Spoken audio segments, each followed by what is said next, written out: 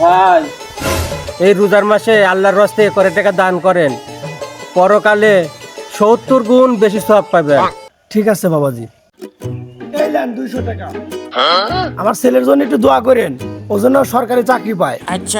দোয়া করবো নে। তো বাবাজি, আপনার ছেলে কি পাস? এবার মেট্রিক পাস করছে। কি পাস করছে? কি pass? Matric pass, matric pass. হ্যাঁ, কি কইলে কি কইলে? আরে বাবাজি, মেট্রিক পাস, এসএসসি এসএসসি। টাকাটা লে, এনতে তাদের টাকাটা লে।